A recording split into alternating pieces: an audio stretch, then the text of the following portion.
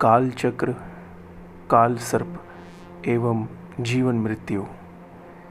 जीव से ब्रह्म पर्यंत की सभी गतियाँ काल पुरुष के अधीन है। उसके जीवन की क्रिया शक्ति काल चक्र के आधार पर चलती है। गरुड़ पुराण में मृत्यु के पश्चात जीव की विविध लोकों से गुजरने का वर्णन है। आत्मा को विभिन्न लोकों से आकर पृथ्वी पर जन्म मिलता है। इनमें चंद्रलोक मध्यस्थल अवश्य आता है। मनुष्य अपने कर्म पृथ्वी पर भोगता है। उस पर पृथ्वी व चंद्रमा के भ्रमण मार्गों का विशेष प्रभाव पड़ता है।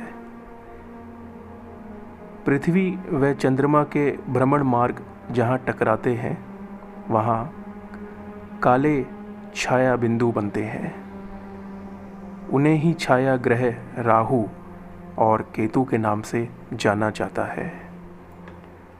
अन्य 7 ग्रहों से जो किरणें पृथ्वी तक आती है वह इन छाया ग्रहों से अवश्य प्रभावित होती है।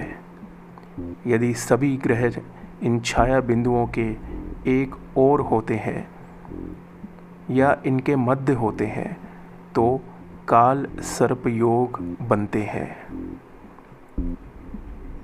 मनुष्य का जीवन, मृत्यु, कर्मफल इन छाया ग्रहों से प्रभावित होता है। पौराणिक कथाओं के आधार पर समुद्र मंथन के पश्चात अमृतपान के समय राहु के सिर का जो छेदन हुआ था, सिर भाग का नाम राहु व धड़ भाग का नाम केतु कहलाया। ज्योतिष व कर्म कांड के अनुसार राहु का जन्म नक्षत्र भरणी है, जिसका प्रतिनिधि देवता काल है, तथा केतु का जन्म नक्षत्र आश्लेषा है, जिसका प्रतिनिधि देवता सर्प यानी सांप है। इसीलिए राहु केतु जनित दोष काल सर्प योग नाम से जाने जाते हैं। राहु केतु जनित काल सर्प विषय में कहा गया है कि काल सर्प दोष के कारण रोग, ऋण, पीड़ा, कर्ज, संतानहीनता, धोखा, शत्रु, विषय योग व दुर्घटना इत्यादि योग बनते हैं। टोना टोटका व प्रेत बाधा से ऐसा व्यक्ति शीघ्र प्रभावित होता है। राहु केतु की स्थिति से पता लगता है कि व्यक्ति अपने कर्मों से दुख प्राप्त कर रहा है या किसी शाप के कारण दुख प्राप्त कर रहा है। अतः उसी के अनुसार रक्षा उपाय व शांति प्रयोग करने चाहिए। राहु केतु के मध्य में 7 ग्रह आते हैं तो रोग, शत्रु, संतानहीनता, स्थान हानि, शोक, संतान चिंता, प्रेत बाधा जनित दोष होते हैं। ब्रह्म हत्या एवं अन्य शापादि योग भी इन ग्रहों की स्थिति के अनुसार जाने जा सकते हैं। क्योंकि व्यक्ति अपने कर्म व शापादि के कारण ही दुख को प्राप्त करता है। यदि हम वेद को देखें तो वेद कहते हैं श्री तथा लक्ष्मी दोनों काल पुरुष की पत्नियां हैं। श्री यानी 6 प्रकार के ऐश्वर्य तथा लक्ष्मी चंचला। ज्योतिष में समय राशि गणना अश्विनी नक्षत्र से मानी गई है।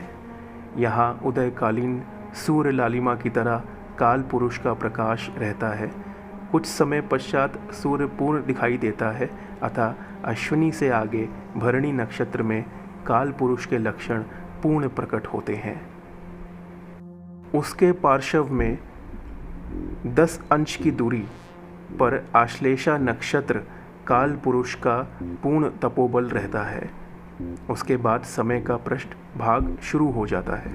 अतः भरणी तथा आश्लेषा नक्षत्र का विशेष महत्व है।